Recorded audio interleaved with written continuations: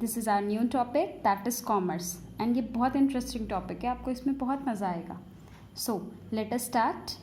Commerce refers to all those activities which helps directly or indirectly in the distribution of goods to the ultimate consumers.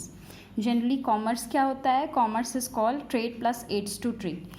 But in definition form, commerce refers to all those activities. Commerce मतलब वो सारी activities which helps directly और indirectly, जो कि directly या indirectly किसको help करें in the distribution of goods to the ultimate consumer.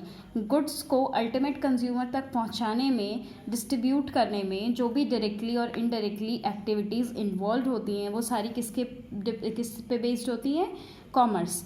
As we all know that goods are produced at one place and distributed on another place. जो goods होते हैं वो बनते कहीं और हैं और उनका डिस्ट्रीब्यूशन कहीं और होता है. मीन्स कंज्यूमर्स अलग होते हैं, प्रोड्यूसर्स अलग होते हैं. तो कंज्यूमर और प्रोड्यूसर के बीच का जो लिंक होता है वही कॉमर्स में हमें पढ़ना है. Okay. Goods are produced at one place and consumers are scattered at different place. Consumer जो है स्कैटर्ड हैं और हमारे प्रोडक्शन एक जगह पे होता है. The consumers are not aware of what kind of goods are produced by the manufacturer.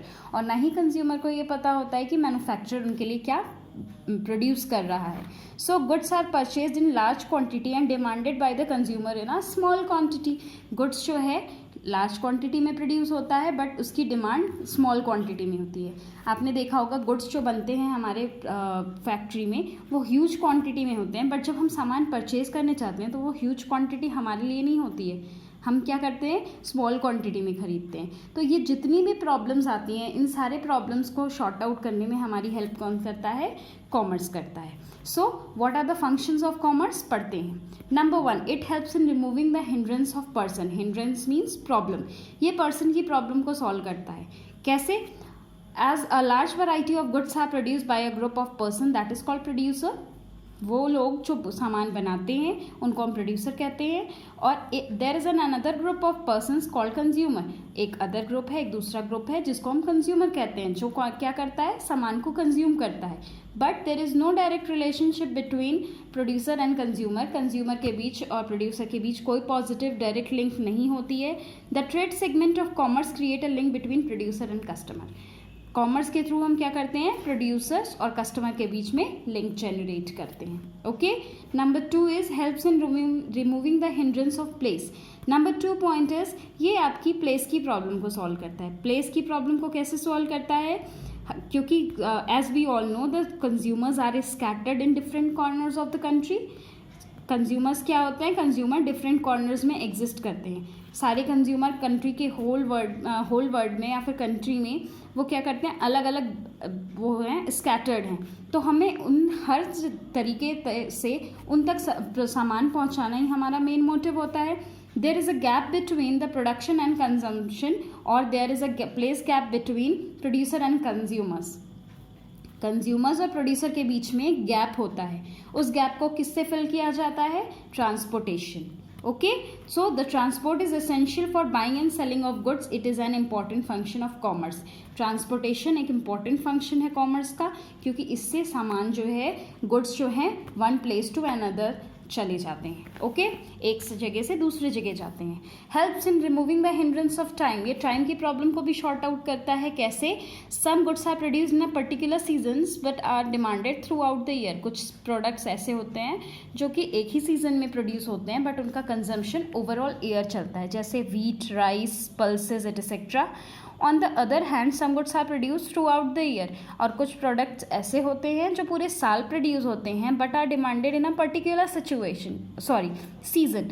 कुछ प्रोडक्ट क्या होते हैं? पूरे साल हम प्रोड्यूस करते हैं लेकिन उनकी डिमांड जो होती है वो एक क्या होती है? पर्टिकुलर सीजन में होती है. So there is a time gap between the production and consumption. Production और कंजम्पशन के बीच में टाइम गैप होता है. इस टाइम गैप को वेयर हाउस फिल करता है और वेयर हाउसिंग ही कॉमर्स का फंक्शन है. Okay. Next point is helpful in removing the hindrance of exchange. ये एक्सचेंज की प्रॉब्लम को भी सॉल्व करता है. एक्सचेंज क्या होता है? The goods and services produced by the manufacturer are sold to buyer in exchange of money. जब भी बायर सामान खरीदने जाता है या कस्टमर सामान खरीदने जाता है तो इन रिटर्न वो पैसे देता है. So the common medium of exchange is circulated by banking branch of commerce. और पैसे उसको कहाँ से मिलते हैं? बैंक के थ्रू मिलते हैं. The banks helps the buyers and sellers in making the end collecting payments. Bank की हेल्प से हम क्या कर सकते हैं, पेमेंट्स भी कर सकते हैं और पेमेंट रिसीव भी कर सकते हैं. Okay. Now businessman can send money from one place to other in the form of bank draft, deposits, cheques etcetera. अब बिजनेसमैन क्या कर सकते हैं, सब पैसे जो है एक जगह से दूसरी जगह भेज सकते हैं with the help of bank draft and cheques. Okay. तो banking is an another function of commerce. Next point is helpful in removing the hindrance of risk. Risk की प्रॉब्लम को भी सॉल्व करता है. There are different types of risk such as businessman has to face. The insurance branch of commerce helps in removing the hindrance of risk by providing protection and compensation to the insured. Protection देता है हमें किससे, risk से, क्योंकि हमारे पास बहुत से risk होते हैं. रिस्क किस टाइप के होते हैं, थेफ्ट, फायर, अभी वो आप आगे पढ़ेंगे इंश्योरेंस चैप्टर में. तो ये क्या है, ये आपको इंश्योरेंस जो है रिस्क कवरिंग की फैसिलिटी देता है. तो कॉमर्स की इस फंक्शन से हम रिस्क को कम कर सकते हैं. Insurance company agree to undertake the make of good loss suffered to the by the businessman. ये बिजनेसमैन के लॉस को कवर अप करता है, कोप अप करता है. ओके. तो ये आपका हो गया insurance. Next point is helps in removing the hindrance of knowledge. ये आपकी नॉलेज की प्रॉब्लम को भी शॉर्ट आउट करता है. As you all know, advertisement gives the full details about the product, so it removes the hindrance of knowledge. Generally the consumer and buyers are unaware about the product produced by the manufacturer. जो consumers होते हैं उनको पता नहीं होता कि product कौन से बना रहा है manufacture. So because there is no direct communication between the manufacturers and the ultimate consumer. Ultimate consumer और प्रोड्यूसर के बीच में कोई लिंक नहीं होता. So the advertisement branch of commerce helps in removing the hindrance of knowledge. तो advertisement की help से हम क्या कर सकते हैं, हम उस प्रॉब्लम को शॉर्ट आउट कर सकते हैं. So here are the some exam functions of commerce. So you have to read once. Now come to the next, that is classification of commerce. Commerce is classified into two parts, as I told you earlier, trade plus aids to trade. What do you mean by trade? Trade means simple language, buying and selling of goods and services.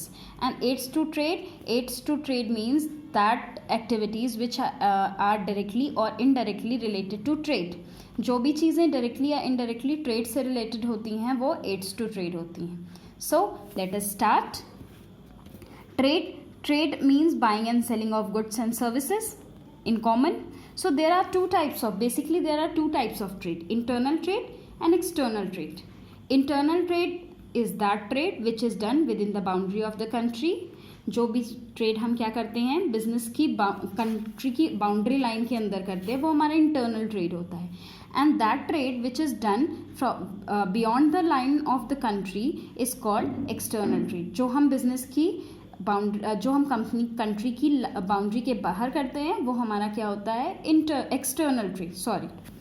So internal trade can be further classified into two parts, that is wholesale trade and retail trade. Wholesaler and retailer word आपने अपनी normal daily life में भी सुना होगा. Wholesaler is a person who sells the goods in bulk, and retailer is that person who sells the good in small quantities. Okay. आपने wholesale जो bulk में बेचता है, एंड रिटेल जिसको आप अपनी बेसिक लैंग्वेज में फुटकर व्यापारी कहते हो. ओके. जो कि स्मॉल क्वांटिटीज़ में बेचता है.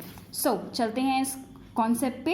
It refers to buying and selling of goods in large quantity. The wholesaler buys goods directly from the manufacturer and sell these goods to the retailers. Wholesaler generally large quantity, huge quantity में सामान बेचते हैं, and wholesaler जो है directly manufacturer से सामान खरीदते हैं और अल्टीमेट कंज्यूमर्स को रिटेलर्स को बेचते हैं.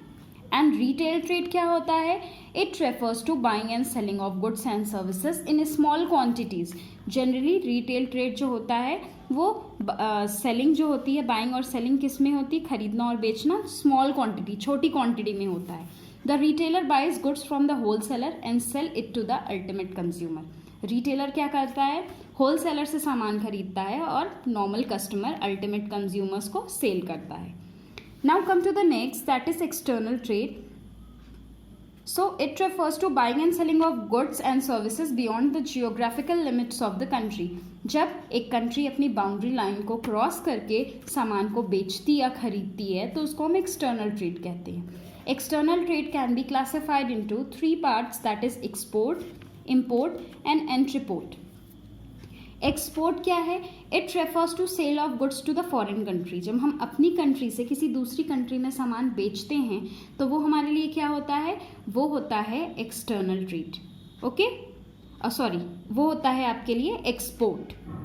इम्पोर्ट क्या है? It refers to buying of goods from foreign country. जब हम किसी कंट्री से सामान खरीदते हैं तो उसको हम इम्पोर्ट बोलते हैं. ओके. एंट्री पोर्ट क्या है? Entry port refers to import of goods for the purpose of export. जब हम किसी कंट्री से सामान खरीदते हैं उसको दूसरी कंट्री को बेचने के लिए, या फिर हम जब इम्पोर्ट करते हैं एक्सपोर्ट करने के लिए, that section, that activity is known as entry port. तो क्या आज हमने सीखा? हमने नई चीज़ ये सीखी कि ट्रेड 2 तरीके के होते हैं, internal trade and external trade. Internal trade अगर हम अपनी कंट्री में करते हैं तो उसको इंटरनल ट्रेड बोलते हैं. एक्सटर्नल ट्रेड जब हम अपनी कंट्री के बाहर डील करते हैं तो उसको एक्सटर्नल ट्रेड बोलते हैं. इंटरनल ट्रेड की 2 वैरायटीज़ होती हैं, 2 कैटेगरीज होती हैं. एक्सटर्नल ट्रेड की 3 कैटेगरीज होती हैं. इंटरनल ट्रेड जब हम अपनी कंट्री में कर रहे होते हैं ट्रेड तो वो 2 तरीके से हो सकता है, होलसेल और रिटेल. एक्सटर्नल ट्रेड में 3 तरीके से हो सकता है, एक्सपोर्ट, इंपोर्ट एंड एंट्रीपोर्ट. ये सारी चीज़ें हम समझ चुके हैं, पढ़ चुके हैं. नाउ आपके लिए ये होमवर्क ये है कि आप इसको सेल्फ रीडिंग करेंगे एंड जो भी डाउट्स होंगे वो आप मुझसे पूछ लेंगे. Okay, thank you.